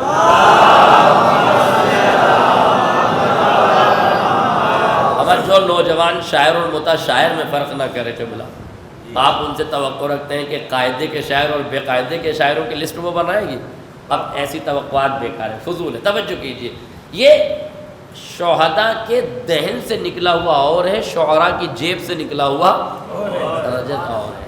میں بھی ایک رجز کے لیے گزارش کرتا ہوں جناب قاسم سے. جناب قاسم کا رجز پہلے سن لیں. جناب قاسم نے میدان جہاد میں جا کے کہا، ان تنکرونی انا ابن الحسن سبت نبی المصطفیٰ المعتمن. اگر تم انکار کر رہے ہو تو جان لو میں کوئی اور نہیں، حسن کا بیٹا ہوں. اب اگر کوفے والوں کو شک ہو کہ کون حسن، کس حسن کے بیٹے، تو کہا سبت نبی المصطفیٰ، تمہارے نبی کا نواسا جس پر تم ایمان لائے ہو. مولا قاسم آپ رجز پڑھنا چاہتے تھے، جا کے میدان میں یہ کہتے ہیں میں اس علی کا پوتا ہوں جس نے مرحب کو پچھاڑا، میں اس علی کا بیٹا ہوں جس نے خیبر کو اکھاڑا، میں اس علی کا بیٹا ہوں جس نے انتر کو پچھاڑا، میں اس علی کا بیٹا ہوں جس نے 2 تلواروں سے جنگ کی، جس نے 2 نیزوں سے جنگ کی، جس نے 2 قبلوں کی طرف نماز ادا کی، جس نے 2 ہجرتیں کی. میں اس کا بیٹا ہوں، پوتا ہوں جو قاتل مشرکین ہے، جو قاتل مارقین ہے، جو قاتل ناکسین ہے، جس نے کفر کی ناک رگڑ دی، منافقین کا خاتمہ کر دیا، خوارج کا خاتمہ کر دیا. مولا آپ جو کہتے علی کے فضائل ہوتے، مگر آپ نے علی کی فضیلتیں چھوڑ کر حسن کا لفظ کیوں استعمال کیا؟ ان تنکرونی انا ابن الحسن، اگر تم انکار کرتے ہو تو جانو میں حسن کا بیٹا ہوں. کہا ان کوفے والوں کو یہی تو مجھے بتانا ہے کہ ان 60,000 کوفیوں میں کوئی تو اٹھ کے کہتا قاسم کس حسن کی بات کرتے ہو، تمہارے باپ نے تو ڈر کے صلح کر لی تھی، اب تم تلوار دکھا کے رجز پڑھ رہے ہو. 60,000 کی خاموشی، حسن کے بیٹے کا جرأت کے ساتھ رجز خوانی کرنا دلیل ہے شیر کا بیٹا ہے، للکار رہا ہے.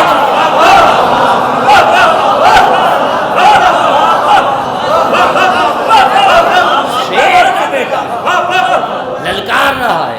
50,000 60,000 کوفیوں میں کسی کی ہمت نہ ہوئی کہ کھڑا ہوتا. کوفیوں کی خاموشی یہ بتا رہی ہے قاسم تو بہادر باپ حسن کا بیٹا ہے. ارے بزدلی تو کوفے کی بزدل ماں کے جنوں نے کی تھی، حسن نے کہاں کی تھی؟ صلوات پڑھ دے محمد رسول اللہ.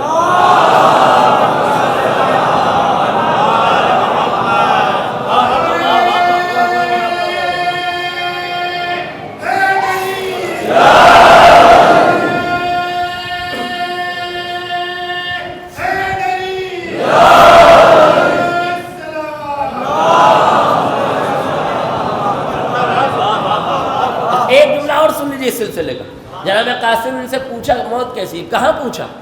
مدینے میں نہیں، مکے میں نہیں، منزل ثعلبیہ پر نہیں، منزل عتیق میں نہیں. کس منزل پہ پوچھا؟ کربلا آ کے نہیں، 2 محرم کو نہیں، 9 محرم کو نہیں. کب پوچھا؟ 10 محرم کو. کس وقت؟ جب اصحاب شہید ہو گئے، انصار شہید ہو گئے. غور کیجیے گا جملہ میں کہہ رہا ہوں، جب شہادتوں کا بازار گرم ہو گیا، خون کی ندیاں بہنے لگی، سر اڑنے لگے، لاشوں کے پشتے دکھائی دینے لگے، تب پوچھا بتاؤ اب موت کیسی ہے. شاید آپ محسوس نہ کر سکے، میں آپ کو سمجھانے کی کوشش کرتا ہوں. آگ کا ماتم دیکھا ہے آپ نے؟ جانتے ہیں؟ جی شکریہ کیا یقین کے بعد آگ کا ماتم آپ نے کیا بھی ہے، دیکھا بھی ہے۔ آپ چھوٹے بچے سے پوچھیے 5 سال کا، 8 سال کا، 10 سال کا، خندق میں اترو گے میاں؟ آگ کا ماتم کرو گے؟ سینہ تان کے کہتا جی ضرور کریں گے۔ کب تک کہتا ہے؟ جب تک اس نے دہکتے ہوئے انگارے دیکھے نہیں ہیں، تب کہتا ہے میں اتر جاؤں گا۔ آپ نے کانفیڈنس کے ساتھ کہا بیٹا ہے ہمارا 10 سال کا، تیار ہے یہ چلے گا؟ آپ ساتھ لے کے چلے، جیسے ہی خندق کے پاس پہنچے بچے نے پیچھے ہٹنا شروع کر دیا۔ کیوں؟ جب آپ نے کہا تھا تو دہکتے ہوئے انگارے دیکھے نہیں تھے۔ آئے میرا جملہ واضح ہو جائے، جب سامنے آیا تو پتہ چلا کہ دہکتے ہوئے انگارے دیکھنے کے بعد بھئی یہی بات ہے۔ جناب قاسم سے مدینے میں نہیں پوچھا، مکے میں نہیں پوچھا، وادی تنیم میں نہیں پوچھا، وادی عتیق میں نہیں پوچھا، کب پوچھا؟ کربلا میں۔ کربلا میں کب؟ جب شہادتیں ہونے لگی، سر اڑنے لگے، خون کی ندیاں بہنے لگی، لہو کا رنگ دنیا کو دکھائی دینے لگا۔ اب یہ بات پردہ راز میں نہیں ہے کہ موت کیا ہے۔ جیسے دہکتے ہوئے انگاروں پہ بہادر بچہ گزر جاتا ہے، ویسے ہی موت کے عالم میں جانی لاشوں کے درمیان کھڑے ہو کر حسین کی آنکھوں میں آنکھیں ڈال کے قاسم نے کہا چچا اس حال میں کہہ رہا ہوں میرے نزدیک موت شہد سے زیادہ شیریں۔ آپ نے میرے غور نہیں کیا میرے جہاں میں لانا چاہتا تھا۔ میں سلسلے کا آخری جملہ سن لیجئے، یہیں سے ربط مصائب کی کوشش کروں گا۔ کیا کہا ہے مولا نے؟ الموت عندی احلا، میں سمجھا رہا ہوں اس لیے دھیرے دھیرے پڑھ رہا ہوں، میں 90 کی سپیڈ سے بھی پڑھ سکتا ہوں، مگر میں آپ کو چاہتا ہوں کہ آپ سمجھ جائیں اور کچھ لے کے اٹھیں۔ کیا فرمایا؟ الموت عندی احلا من العسل، میرے نزدیک موت شہد سے زیادہ شیریں۔ دیکھیے موت ایک ایسا ذائقہ ہے جس نے چکھ لیا وہ بتانے کے لائق نہیں، جس نے نہیں چکھا وہ بتا نہیں سکتا۔ اس لیے کہ آج تک کوئی ایسا آیا ہے جس نے موت کا ذائقہ چکھ کے بتایا؟ نہیں بتا سکتا نا، چونکہ بندہ اوپر سے نیچے آتا ہی نہیں۔ یا کوئی آ جائے، ایک آدمی آیا ہے، یاد ہے آپ کو؟ نہیں اس آدمی وہ بھی آیا نہیں ہے، سرکار مہندی صاحب پکڑ کے لائے تھے اسے۔ مولانا سرکار مہندی صاحب اس واقعے کو لے کے آئے تھے۔ وہ بڑھیا کا لونڈا یاد نہیں ہے آپ کو؟ یاد آیا بڑھیا کا لونڈا جس کو لائے تھے کہ مولا نماز پڑھا دیجیے؟ کیا ہوا؟ علی نے نماز پڑھائی؟ مر گیا یا نہیں؟ لوگ پوچھتے حوالہ کیا؟ میں نے کہا حوالہ تو انہی کے حوالے جنہوں نے پڑھا تھا، مگر جتنا ہمیں محسوس ہوا میں آپ کو سمجھا دیتا ہوں۔ اسے علی نے نماز پڑھا دی، مر گیا۔ واقعہ سنا ہوا؟ علی نے ٹھوکر ماری، زندہ ہو گیا۔ اتنا ہی ہے نا؟ اس سے پوچھو موت کا ذائقہ کیا ہے؟ میرا جملہ واضح ہو جاتا۔ اس سے پوچھو موت کا ذائقہ، ارے یہ تو ابھی ابھی چکھ کے آیا ہے، ابھی ابھی تو چکھ کے آیا ہے، مگر یہ بتا نہیں سکتا۔ کیوں؟ اس لیے کہ موت کا ذائقہ راہ سیاست میں مرنے والا نہیں بتائے گا، راہ شہادت میں جانے والا۔ اور اگر آپ بیدار ہیں تو جملہ سن لیجئے، میرے سے توجہ کیجئے گا۔ اب آ جاؤ موت اور حیات ہے کیا، یہ بھی سمجھ لو۔ موت اور حیات ہے کیا، یہ آل محمد بتائیں گے۔ جب امام حسین نے بیعت کا انکار کیا تو مروان کی آنکھوں میں آنکھیں ڈال کے کہا یا ابن الزرقاء تحدثنی بالموت، اے زن نیلگون چشم کی اولاد تو ہمیں موت سے ڈرا رہا ہے۔ سید سجاد نے دربار شام میں یزید کی آنکھوں میں آنکھیں ڈال کے کہا الموت لنا عادہ والشہادت لنا کرامہ۔ یزید تو کیا سمجھتا ہے ہم موت سے ڈرتے ہیں؟ ارے موت ہماری عادت ہے، شہادت ہمارے لیے کرامت ہے۔ موت و حیات آل محمد کے لیے کھلونا کیوں ہے؟ اس لیے کہ آل محمد جانتے ہیں یہ موت اور حیات ہماری دہلیز کی کنیزیں ہیں۔ اس لیے کہ موت اور حیات کو سمجھنا ہے تو اس واقعے سے سمجھ لو، زندگی چادر کو اڑا کر لائی جاتی ہے، علی ہاتھ اٹھاتے ہیں، زندگی موت کا کفن اوڑھ لیتی ہے۔ واضح ہو جاتا، زندگی موت کا کفن اوڑھ لیتی ہے۔ جب زندگی موت کے سانچے میں ڈھل کے کفن اوڑھ کے لیٹ جاتی ہے، علی سے مطالبہ ہوتا ہے زندہ لائی تھی، زندہ لے کے جاؤں گی۔ علی نے کفن پہنے ہوئے مردے کو ٹھوکر ماری، موت کی آغوش سے اٹھ کے زندگی باہر آ گئی۔ موت اور حیات علی کے ہاتھوں اور پیروں کے کھلونوں کے سوا کچھ نہیں. ایک صلوات پڑھ دے محمد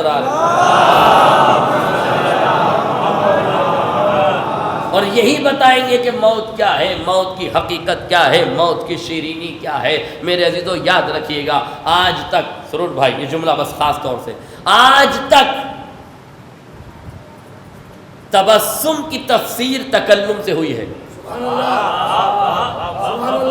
مسکراہٹوں پر ناول لکھے گئے ہیں، مسکراہٹوں پر غزلیں لکھی گئی ہیں، مسکراہٹوں اور تبسم کی تفسیر کی گئی ہے. ہنسی کے الگ الگ عناوین بنائے گئے ہیں، ہنسی کے الگ الگ الفاظ بنائے گئے ہیں، ہنسی کے لیے طرح طرح کی تشبیہات و تمثیلات و تشریحات کا استعمال کیا گیا ہے. وادی ادب سے ٹٹول ٹٹول کر الفاظ لائے گئے ہیں. ہمیشہ جملہ سنیے، اگر میرے نوجوانوں تک پہنچ جائے تو انہیں میری طرف سے سبحان اللہ، اس لیے کہ یہ خطابت کی ثقالت ہے جس دہلیز پر میں نے قدم رکھ دیا ہے. مگر چاہتا ہوں کہ آپ کے ذوق سماعت سے جملہ ٹکرا جائے. ہمیشہ ہمیشہ ہمیشہ ہمیشہ تبسم کی تفسیر تکلم سے ہوئی ہے، تبسم کی تفسیر تکلم سے ہوئی ہے. یہ تنہا واقع کربلا ہے. حسن کا بیٹا تکلم کرتا ہے، حسین کا بیٹا تبسم کرتا ہے. حسن کا بیٹا موت کو شیریں بتاتا ہے، حسین کا بیٹا مسکرا کے دلیل دیتا ہے.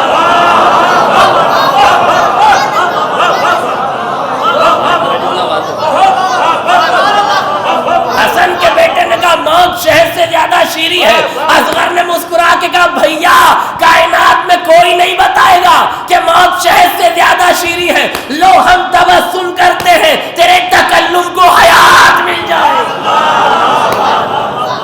اب سمجھ میں آیا نقطے میں قرآن سمٹا کیسے جا سکتا ہے. جیسے تبسم میں موت کی شیرینی سمیٹی جا سکتی ہے، ویسے نقطے میں قرآن سمیٹا جا سکتا ہے. اور اگر اب بھی کسی کو یقین نہ ہو، اسے لوگ لفاظی سمجھ رہے ہو، اسے لوگ خطابت سمجھ رہے ہو، اسے لوگ الفاظ کی نشست و برخاست سمجھ رہے ہو، تو جائیں اور آخری جملہ جائیں اور اپنے گھر جا کر اس کی تشریح کر کے دیکھیں، اسے استعمال کر کے دیکھیں.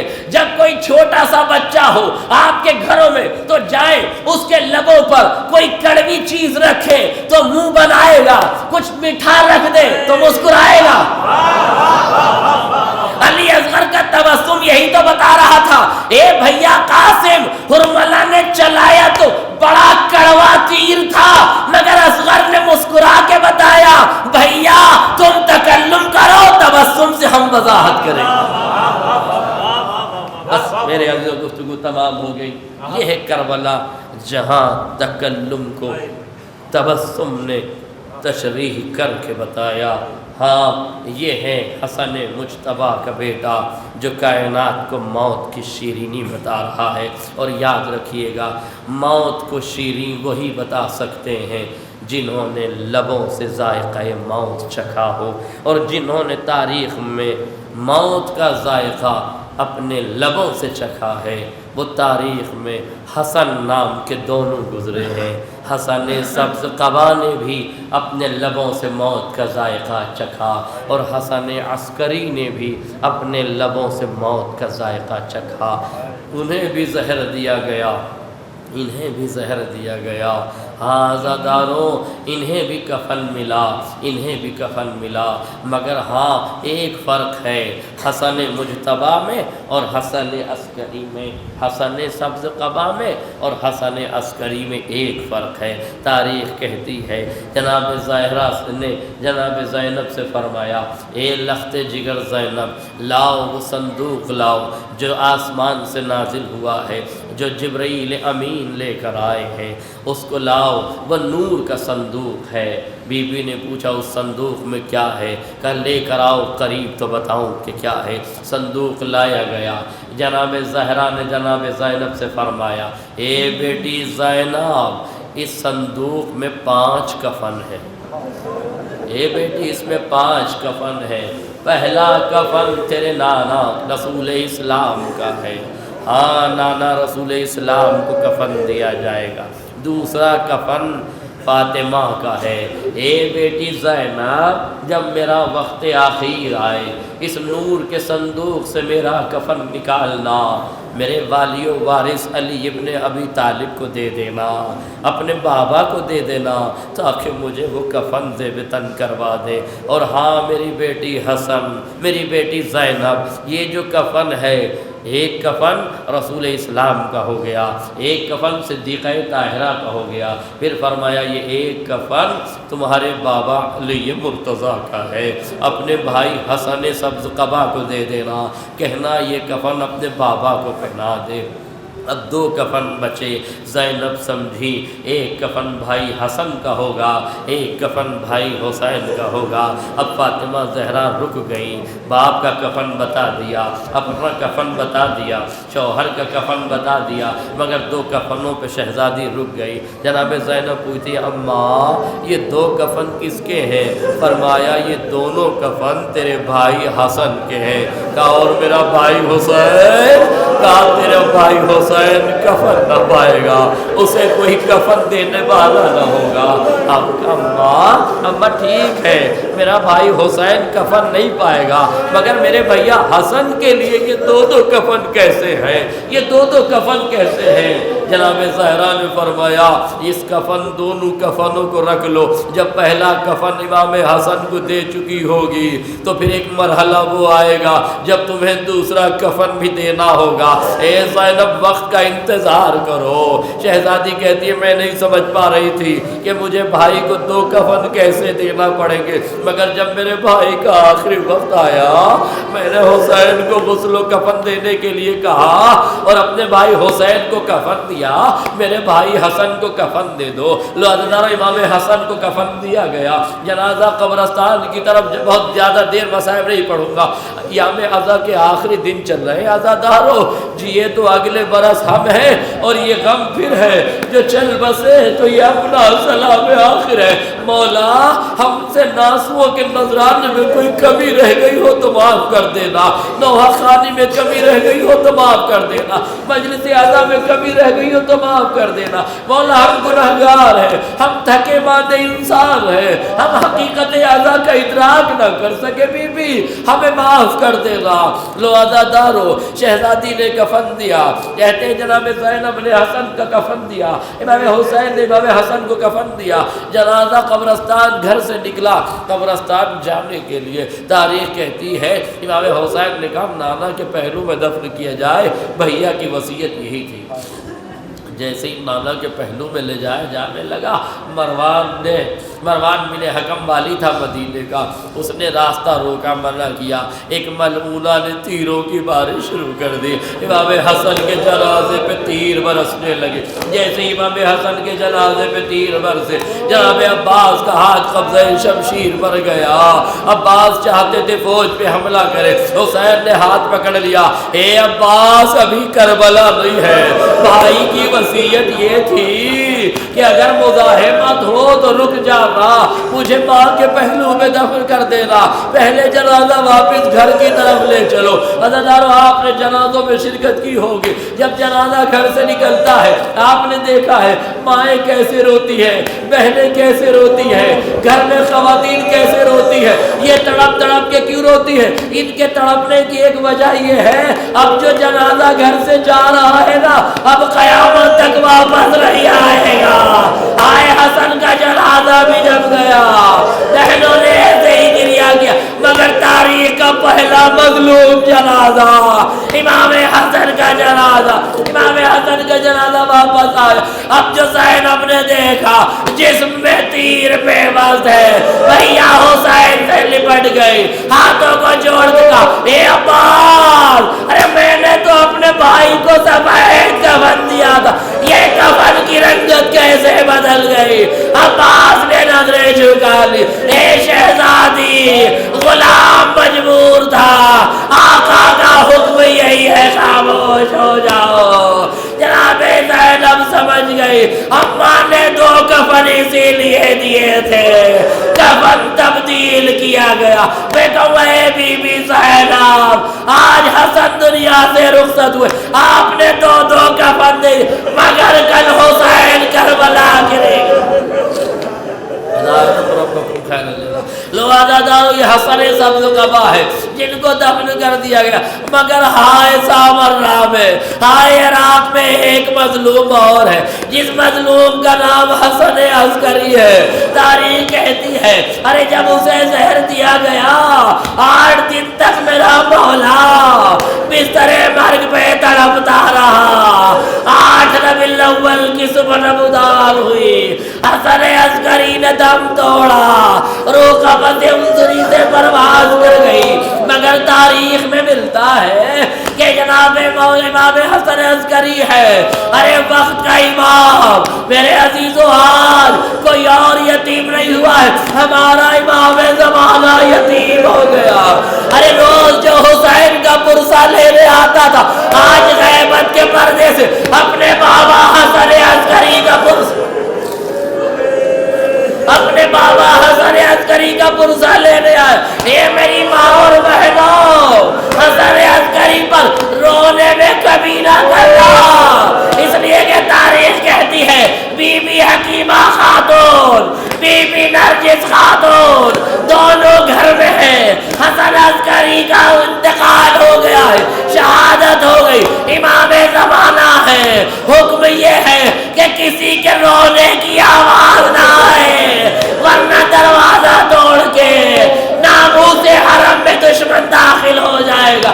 ارے دونوں بیویاں گھٹ گھٹ کے رونے لگی، شاید اسی لیے 8 ربیع الاول کو چپ تعزیے کا جلوس نکلتا ہے۔ ارے جس امام پہ رویا نہ گیا، جس کی خاموشی سے جنازے کو نکالا گیا، لو عزادارو اسی امام کا تابوت برآمد ہو رہا ہے۔ اے امام زمانہ، ارے کل جب آپ نے بابا کا جنازہ اٹھایا تو چاہنے والوں کی کمی تھی، اے مولا ان غریبوں نے اس جنازے کی یاد میں تابوت نکالا ہے۔ اے مولا اس تابوت کے پرسے کو قبول کر۔